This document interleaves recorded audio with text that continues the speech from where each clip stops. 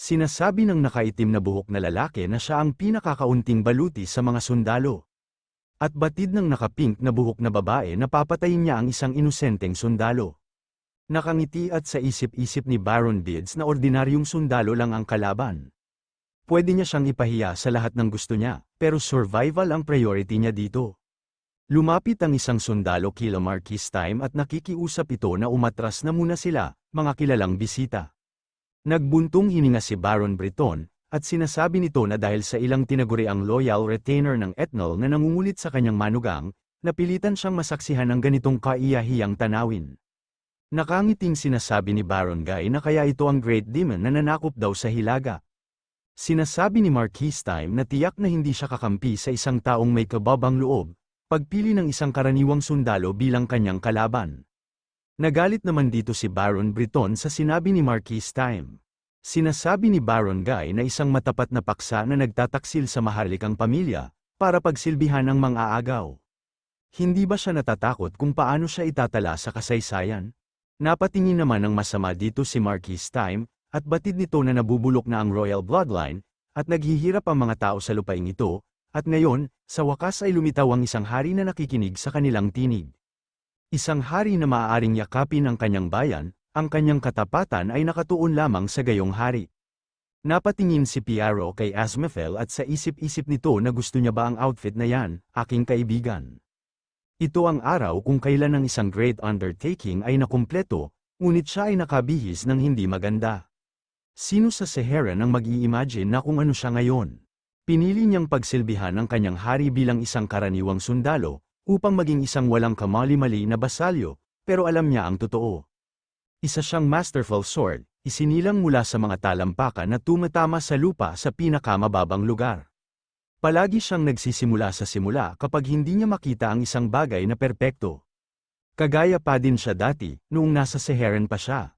Ipakita niya sa mundo, at sa kanilang kamahalan at sa bagong tayo na bansa. Tinatanong ni Tobin kung binigyan niya ng tip si Grid, at iset up ito para hindi sila magdusa ng anumang kahihinatnan kahit na nasaktan ang sugo. Sinasabi ni Lowell na ang Majesty lang ang nagdesisyon nito. Sa isip-isip ni Lowell na ang garrison sa lugar na ito ay may bilang lamang ng 1,000, ngunit ang mga elite lamang ng mga elite ang nananatili rito.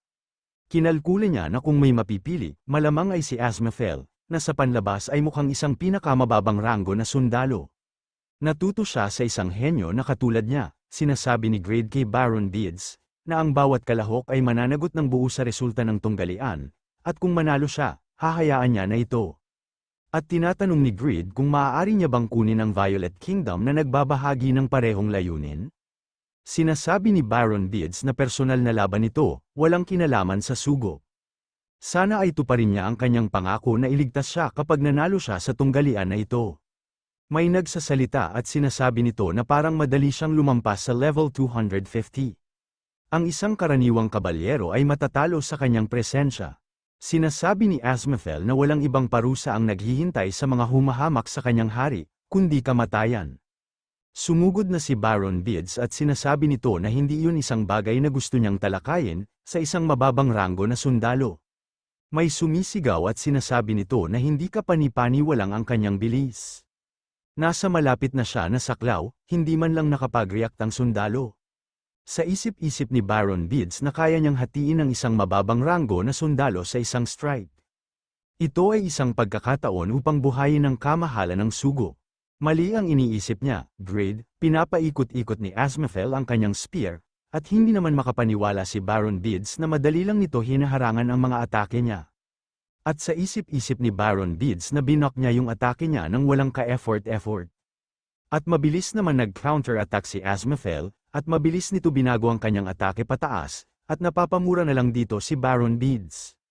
Sumisigaw at may nagsasalita at sinasabi nito na ito ay isang agwat ng kasanayan na lumalampas sa pagkakaiba ng kagamitan. Isang ordinaryong sundalo ng Overgeared Kingdom ang nakakadaig sa isang maharlika. Mabilis na tumatakbo si Baron Bids at sinasabi nito na ang spear ng isang sundalo ay mas mabilis at mas malakas kaysa sa kanyang blade. May hindi tama, kailangan niyang umatras at habulin ang kanyang hininga. Biglang may tumusok sa binti ng Baron, at napapasigaw ito. At tinatanong ni Asmefel na nakalimutan niya na ba? na ang laban na ito ay hanggang kamatayan, hindi siya makakatakas. Ito ay dapat na nag-ambag ng higit sa sapat sa kanyang kamahalan. Kaya, mawala sa seremonyang ito, hinugot ni Azmathel ang kanyang spear sa binti ng Baron, at sinundan niya pa ito ng atake sa likod, at napapasigaw na lang ito sa tindi ng sakit. May lumabas na notification at sinasabi nito na namatay na si Baron Beads, ang kinatawan ng sugo ng kaharian ng Violet. Sa pamamagitan ng mutual na kasunduan, ang responsibilidad para sa kanyang kamatayan ay hindi maaaring ilipat sa iba. Napapasigaw na lang ang dalawang Baron, at sinasabi ni Baron Breton na wala na silang magagawa tungkol sa massacre na ito. Ito ba ang tinutukoy niya? Sumisigaw at sinasabi nito na Greed. Ginawa niyang ordinaryong sundalo ang isang kabalyero para maglagay ng bitag. Ang sama niya, paano niya ito nagawa? Sinasabi ni Greed na ang pag-insulto sa hari ng isang bansa sa pamamagitan ng pagtawag sa kanya sa pangalan ay isang matinding krimen. Ngunit bilang siya ay maawain, hindi niya ito papansinin. Maaari rin siyang pumili ng kanyang mga kalaban, kung sa tingin niya ay nag-set up siya ng bitag, hindi siya maglalagay ng anumang restriction sa kanyang pinili. Napapamura at sa isip-isip ni Baron Breton na siya na ba this time? Sige, kung gayon, pipili siya ng tao na tiyak na walang kasanayan. Sinasabi ni Baron Breton na sige, pipiliin niya ang lalaking nakatayo sa tabi niya, para maging kalaban niya. Sa isip-isip ni Baron Breton na isa lang siyang naghahatid ng mga salita ng hari. Tiyak na malayo sa sining ng espada, nagsisigawan ng mga nanonood at sinasabi nila na ang kinuha nila ngayon ay ang speaker. Sobrang nakakahiya na talaga sila, nahihiya at napapamura na lang ito, at sa isip-isip nito na hindi niya ilalagay ang kanyang buhay sa ilang mga barbaro. Sinasabi ni Horowi na tinatanggap niya ang duel, siya rin ay isang basalyo ng bansang Overgeared. Naglabas ng dragon si Horowi at sinasabi nito na susundin niya lamang ang mga utos ng kanyang hari. Sa isip-isip ni Baron Breton na teka, may wyvern siya. Sumisigaw at sinasabi ni Baron Breton na teka lang. Mali ang pinili niya, bigla na lang nagpakawala ng fire breath ang dragon ni Horowi, at sinasabi ni Horowi na dapat tinuruan siya ng magulang niya ng maayos noon. Sinasabi ng system na ang Baron Beads ay namatay na.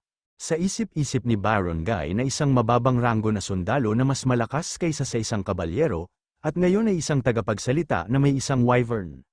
Sinasabi ni Baron Guy na ito ay nakakainis, ngunit naniniwala siya na oras na nilang baguhin ang kanilang mga iniisip. Nag-uusap na ang mga Baron, at sinasabi nila na sa kasalukuyan, ang balanse ng kapangyarihan sa kanlurang kontinente ay pinananatili kung saan ang imperyo ng Seheren ang ganap na nananakop, at ang kanilang 15 bansa ay nagbibigay-pugay sa kanila. Hindi ba tumaas ng matindi ang tributes na hinihingi ng Seheren taon-taon, to the point na naging unbearable na? Sumang-ayon naman ang naka-green na buhok na Baron. Sa isip-isip ni Baron Guy na ngayon, hindi na kayang palawakin ng Seheren ang lakas nito palabas, dahil sa patakaran nitong puksain ang mga dayuhang tribo. Kung pagsasamahin nila ang 3 milyong tropa ng kanilang 15 bansa, sa kapangyarihang militar ng nasasakupan ng Overgeared Kingdom, baka sa wakas ay mapalaya na nila ang kanilang mga sarili mula sa kanilang kapalaran bilang mga vassal states. Ang mga halimaw na ito ay sulit na gamitin, sumisigaw at sinasabi ni Baron Guy na Your Majesty. Patawarin niya sila sa kanilang kabastusan, kung sila, ang 15 bansa, at ang Overgeared Kingdom ay magkakapit-bisig, maaagaw nila ang kontrol sa kontinenteng ito. Natitiyak niyang sasang-ayon din ang kanilang mga hari sa kasunduang ito. Sabay nilang planuhin ang kinabukasan, sa isip-isip ni Greed na kanina lang, nagdidiman sila ng tribute.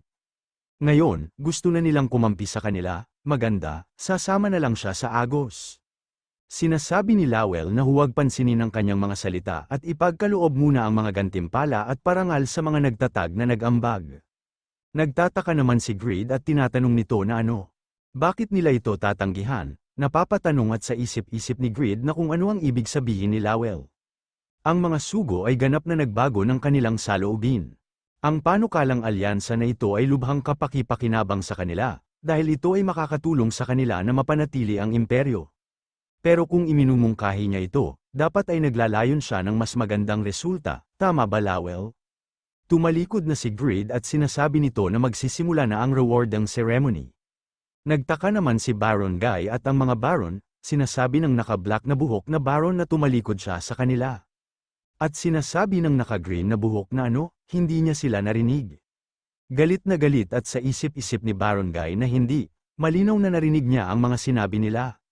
Binaliwala lang niya ang proposal nila, ibinigay niya ang lahat at nagmungkahi ng isang alyansa, at naglakas loob siyang huwag itong pansinin. Wala ba siyang alam sa diplomasya? Sinasabi ni Grid na sa pinakapangunahing tagapag-ambag na si Count Lowell, ibinibigay niya ang titulo na duke. Kasama ang gauntlet na ito bilang gantimpala, tumatawa at sinasabi ng naka-violet na buhok na isang gauntlet lang ang binigay sa nangunguna sa founding contributor. Tumatawa at sinasabi ng naka-green na buhok na maaaring sila ay malakas, ngunit sila ay mahirap pa rin. Magbabayad sila sa hindi pagpansin sa kanilang suporta. Sinasabi ni Lowell na ang isinumpang balat ng dakilang demonyo ay pinasisigla nito, ang itim na apoy ng dragon sa loob niya. Ito ay isang regalo na higit pa sa kanyang inaasahan. May inaabot si Lowell sa kanyang inventory at bigla itong nagliwanag. At batid ni Lowell na ang mga hanggal na nagmula sa mahihinang mga bansa ay hindi karapat-dapat na makita ang kayamanang ito. Nahihiyang tinakpa ni Grid ang kanyang mukha at sinasabi nito na tumigil na siya sa pagiging makulit. Sinasabi ni Lowell na Your Majesty, Gauntlet of Belial. Biglang inatake ni Lowell ang kinakatayuan ni Baron Guy, at napatumba ito. At nagtataka at sinasabi nito na ang lupa ay natutunaw at nabubulok ng sabay. Pinagpapawisan at takot, at sa isip-isip nito na hindi man lang siya sumigaw ng incantation, pero ang lakas nito. At napapatanong ito kung nakakagawa ba si Grid ng mga artifact, isang bagay na tanging magagawa ng Archmage. May nanunood sa tabi ng mga tao at sinasabi nito na mahirap paniwalaan na malapit na silang bumagsak, tulad ng sinasabi ng imperyo. Napakalaki ng lakas ni Grid at ng Overgeared Kingdom sa seremonya ng pagkakatatag. Grid, baka mas delikado talaga siya kaysa sa inaakala niya. Raydorn, 6th Knight of the Solo Number Knights, sa lugar na ito ay nagtago ang isang mapaminsalang puwersa na may kakayahang mag-isa na ibagsak ang isang bansa. Ang ika-6 na Red Knights, na si Raydorn, ay nasuri, na mas malakas kaysa kay Piaro. Sa isip-isip ni Raydorn na sa pag-scout niya sa lugar na ito, natagpuan niya na ang Rebecca Church ay nagtayo ng 2 templo dito. Ang tanging lungsod na nagtataglay ng mga templo ay ang kabisera ng imperial, at gayunpaman sila ay mapagbigay dito. Ibig sabihin totoo ang mga sabi-sabing na nasild nila ang Great Demon.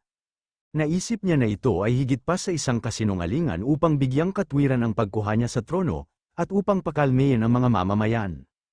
Kahit na ito ay isang mababang ranggo na Great Demon, ang pagtalo dito ay hindi madaling gawain. Tunay na isang mahimalang pagkilos na angkop sa kahalili ng mga alamat, kahit hindi niya nadala ang red armor niya, dahil kailangan niyang pumasok sa lugar na ito, kaya niya pa ring patayin ang lahat ng naroroon. At walang tunay na dahilan para panatilihing buhay ang isang variable na maaaring makapinsala sa imperyo. Baka bumagsak din ang bansang ito habang nandito siya. Sinasabi ni Grid na ang susunod, si Marquis Piaro. Nagulat si Raydorn nung tinawag na si Piaro, sinasabi ni Grid na gagantimpalaan niya siya ng isang bagong gawang karit at asarol. Sa isip-isip ni Raydorn na ang dating kapitan ng mga Red Knight, at ang haligi ng imperyo. At napapatanong ito kung ito ba si Piaro, ang nagtaksil at umalis sa imperyo. Huwag siyang kabahan, kahit kilala si Piaro, mas malakas siya ngayon sa kanya. Ang mga napili para maging number 7 sa mga Red Knight, ay lahat ay may mga talento na higit na nakahihigit kay Piaro. Nakangiting sinasabi ni Piaro na honestly, gusto niyang magsuot ng uniform ngayon. Siya si Piaro, ay magsisikap mula sa sandaling ito, upang punan ang mga Grand Iris para sa mga tao sa kaharian ng Overgeared. Nakangiting sinasabi ni Grid na ang kanyang uniforme ay damit ng magsasaka. Siguraduhin niyang magsuot ng straw hat sa susunod. Salamat sa kanya Piaro, mayabang na sinasabi ni Baron Guy na isang magsasaka na hindi maganda ang pananamit, ay isang marquis ng kanyang bansa. Gaya ng inaasahan mula sa isang baliw na bansang puno ng mga barbaro. Lumapit si Piaro sa Baron, at bigla ito nakaramdam ng takot ang Baron. At sa isip-isip nito na paano mailalabas ng isang magsasaka ang ganito kalaking pressure. Sinasabi ni Piaro na umalis siya dyan, nasira ang lupain ng Majesty.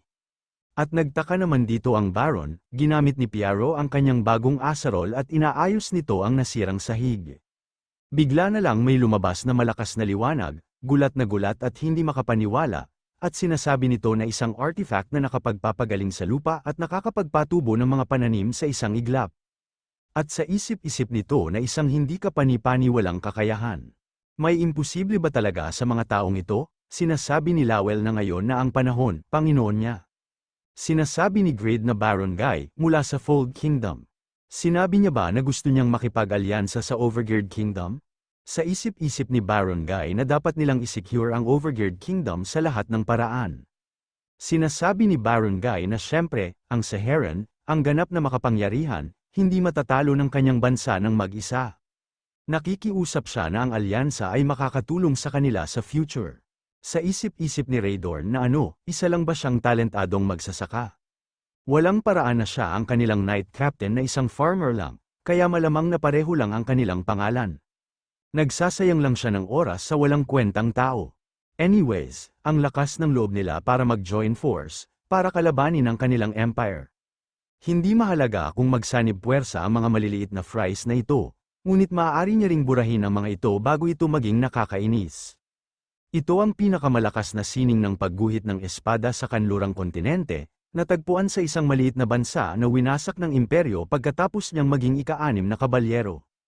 Ito ang kanyang star-destroying technique, Solar Slashy. Sinasabi ni Grid na sumasang-ayon siya na dapat silang magtulungan, ngunit kailangan niyang tanggihan ang panukalang alyansa na ito. Nagtataka at sa isip-isip ni Raydorn na tinanggihan niya. Tinatanong ni Baron Guy na kung ano ang kanyang ibig sabihin. Sinasabi ni Grid na ito ang kanyang paborito na linya mula sa isang pelikula, I'll Spare You. Magiging bukas palad siya at ipapakita sa kanya ang ilan sa kanilang mga obra maestra.